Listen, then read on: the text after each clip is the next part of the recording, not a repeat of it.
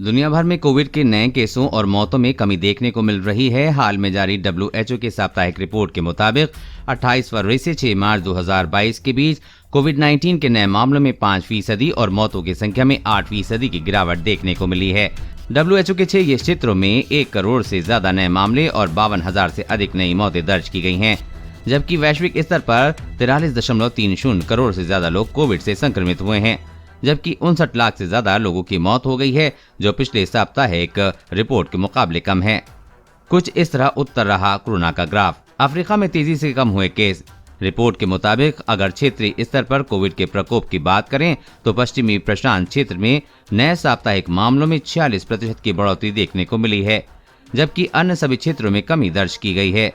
इसी तरह मौतों की संख्या पश्चिमी प्रशांत क्षेत्र में 29% और पूर्वी भूमध्य सागरीय क्षेत्र में 2% बढ़ गई है, जबकि अफ्रीका में 39%, यूरोप में 15%, अमेरिका में 9% और दक्षिण पूर्वी एशिया में 3% से कमी देखने को मिली है। यहाँ तेजी से हुई मौतें, केस भी बढ़े। WHO की रिपोर्ट के मुताबिक एक हफ्ते में पश्चिमी प्रशांत क्षेत्रों में तेजी से कोविड के मामले सामने आए हैं और लोगों की संक्रमण से जान भी गई है। इस क्षेत्र में मंगोलिया, चीन, Australia, Cambodia, Fiji, Japan, Malaysia, Laos, Philippines, New Zealand, Solomon द्वीप, सिंगापुर, दक्षिण Korea, Palau, Vietnam, Papua New Guinea जैसे देश आते हैं।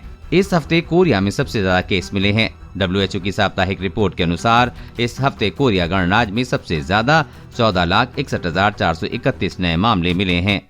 पिछली साप्ताहिक रिपोर्ट के मुकाबले यहाँ 42% केस बढ़ गए हैं। इसके बाद वियतनाम में 112% बढ़त के साथ 10,13,343 केस और जापान में 4% बढ़त के साथ 4,52,762 नए मामले मिले हैं। वहीं जर्मनी में 11,08,023 केस और रूसी संघ में 6,50,540 मिले हैं, जो पिछली बार की अपेक्षा कम हैं। इस हफ्ते अमेरिका में सबसे ज्यादा मौतें।